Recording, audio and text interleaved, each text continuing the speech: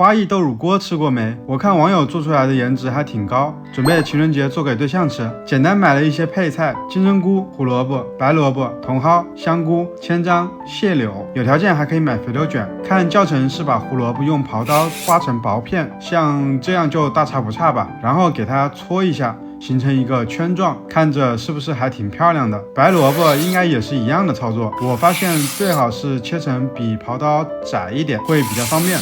也是拉出薄薄的一片一片的，卷起来摆放好。金针菇呢，来一把，从根部切断，给它拆分开一点，然后把一块千张皮给它平均切成几份，放上一小撮金针菇，卷啊卷啊卷的，就变成了一朵小花。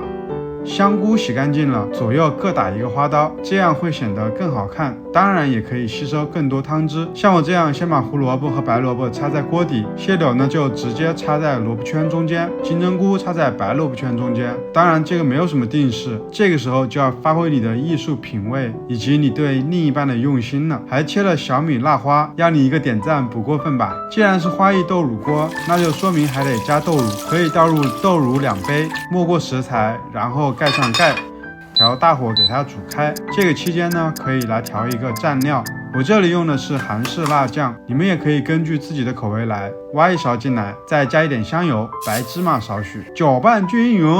化开以后呢，感觉芝麻不够啊，再来一点，就是这个状态就很棒了。这个时候豆乳锅里也在悄悄的冒泡泡了，煮好就开盖了。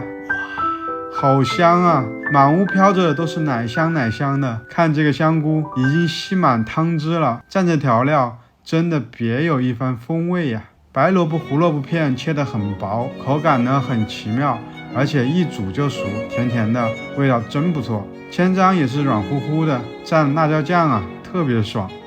情人节快到了，给另一半的礼物想好了吗？如果在家里再准备一个这样的花艺豆乳锅，会不会更浪漫呢？喜欢的话可以点赞、关注、收藏，下次我再造点别的。